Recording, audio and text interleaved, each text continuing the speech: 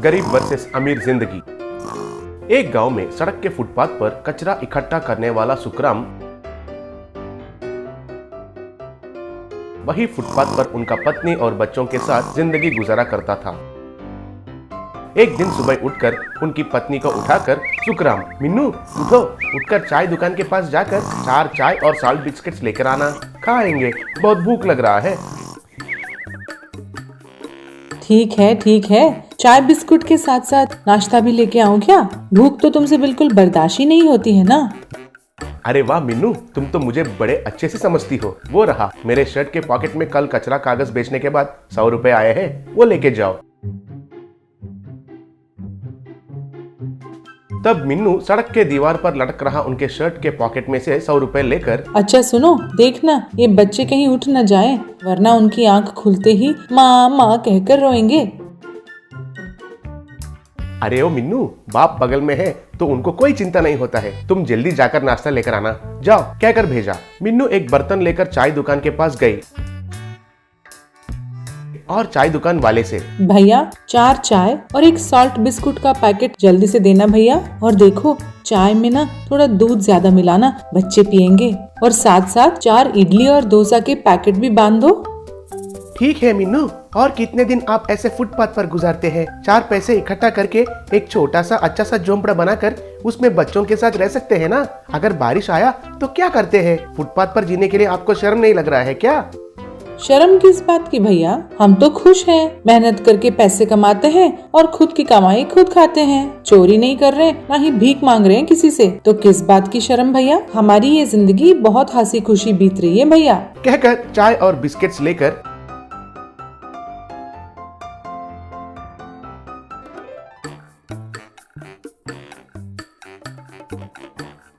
सुखराम के पास आई। सुखराम बच्चों के साथ खेल रहा था। उनको देखकर मिन्नू चाय बिस्किट्स के साथ नाश्ता भी उनको खिलाई। वो खाकर बच्चे और सुखराम खुश हो गए।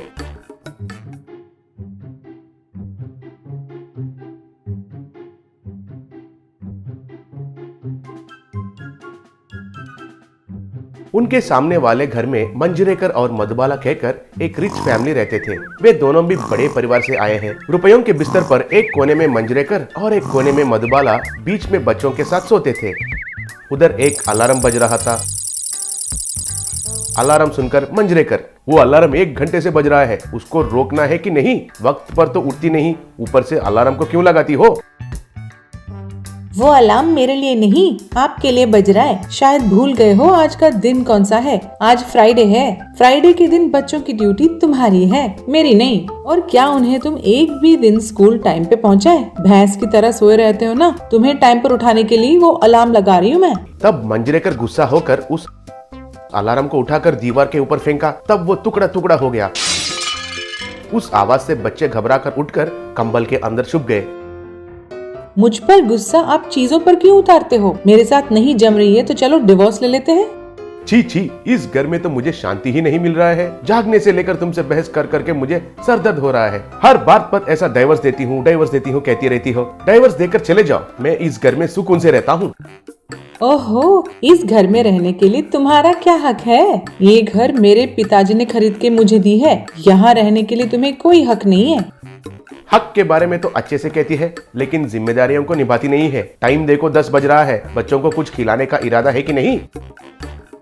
बच्चों को खाना बनाने के लिए हमने किसी को रखा है ना। वो जो बनाएंगी वो खाकर ये लोग अपने आप स्कूल चले जाएंगे। इसमें ऐसी कौन सी जिम्मेदारी है जो मैं भूल गई?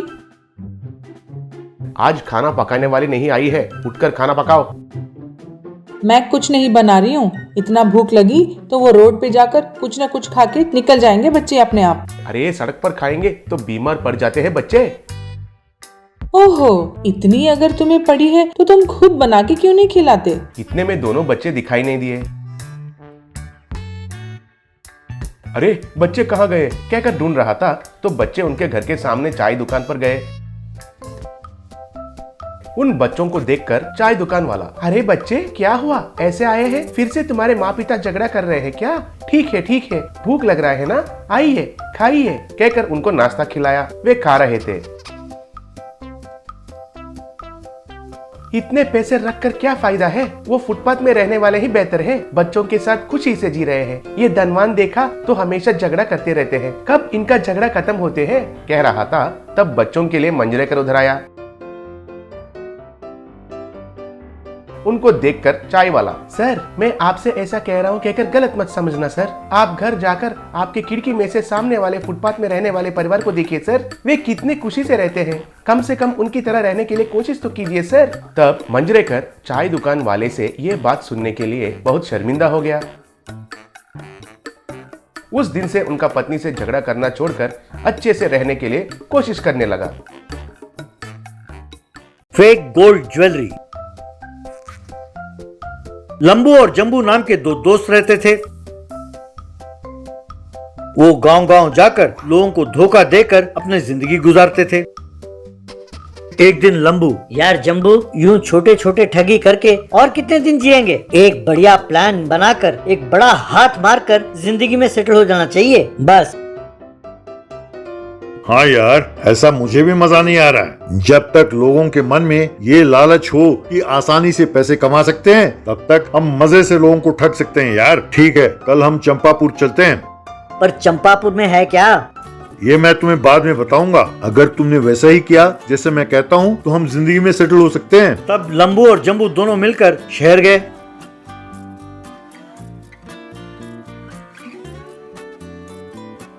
लंबू पहले एक साधु के वेश में एक कॉलोनी में गया। वहां काम कर रही एक महिला को देखकर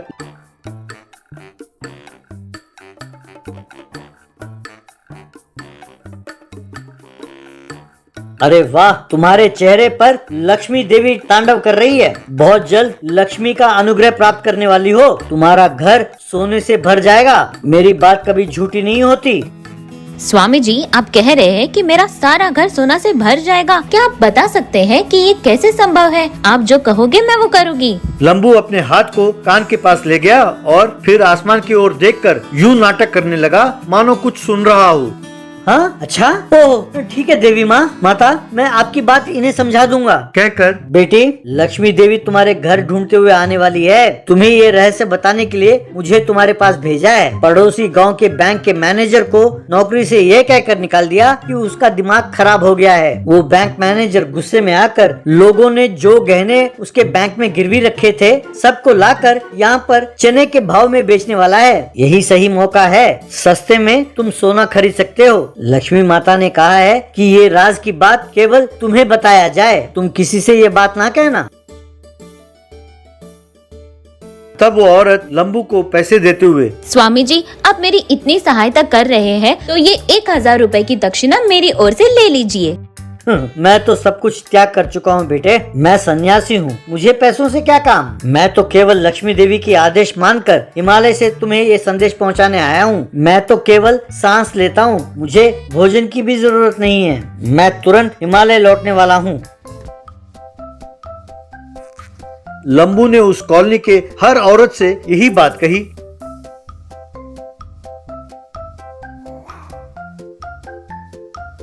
लंबू के जाने के थोड़े ही देर बाद जंबू एक ठेले में सब्जियों की तरह गहनों को रखकर उसे धकेलता हुआ बैंक मैनेजर के बेस में उस कॉलोनी के अंदर प्रवेश किया। लंबू के बातों पर दृढ़ विश्वास के साथ उस कॉलोनी की औरतों ने अपने अपने घरों के खिड़कियों से झांककर उस बैंक मैनेजर की प्रतीक्षा करने लगे। तभी जंबू गहनों की ठेले को धकेलते हुए एक घर के सामने आकर रुका। उस घर से एक औरत दौड़ती दौड़ती वहां आई। सर, मैं आप ही की प्रतीक्षा कर रही थी। मुझे एक स्वामी जी ने आपके आने की खबर दी थी। जरा दिखाइए तो आपके पास कौन से ज्वेलरी है।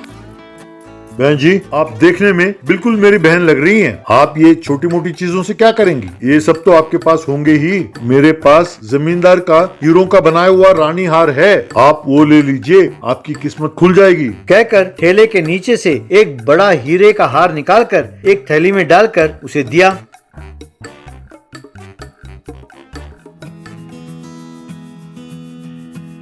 उसे देखकर वो औरत, बाप रे, इतना बड़ा रानी हार, ऊपर से हीरे के है। मैं ठहरी मिडिल क्लास की, मैं कहाँ से इसे खरीद पाऊंगी? अरे इसकी कीमत 50 या 60 लाख रुपए होंगे।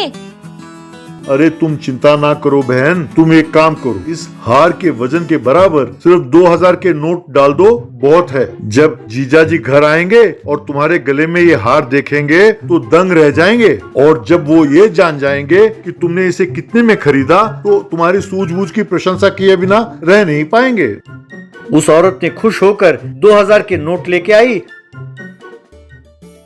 और उसने तकड़ी में डाला। उस हार का वजन 4 नोटों के बंडल के बराबर था।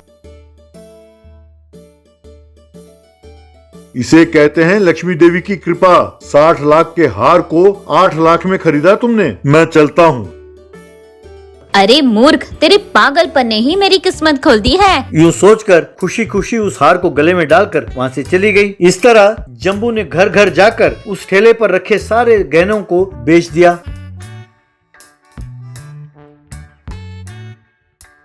बाद में लंबू जम्बू से, क्या सारे हार बेच दे? अरे किसी को शक नहीं हुआ?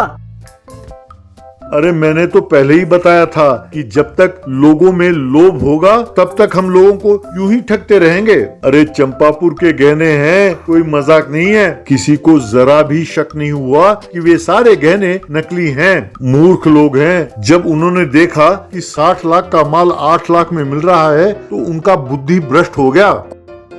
कुछ दिनों बाद उस कॉलोनी की औरतें एक जगह जमा हुई। सबके गले में एक ही किस्म का हार था। ये देखकर वे सब समझ गईं कि उन्हें बेवकूफ बनाया गया। सब मिलकर पुलिस स्टेशन गए इस ठगी के बारे में शिकायत करने के लिए।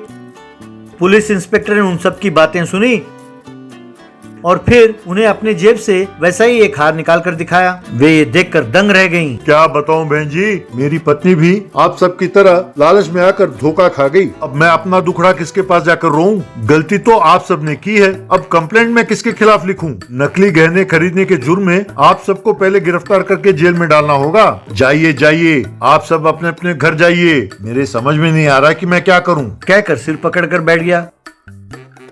कुछ दिनों बाद लंबू और जम्बू पुलिस के हाथ लग गए। ये खबर मिलते ही सब औरतें पुलिस स्टेशन पहुंची और उन हारों से ही लंबू और जम्बू की खूब पिटाई की।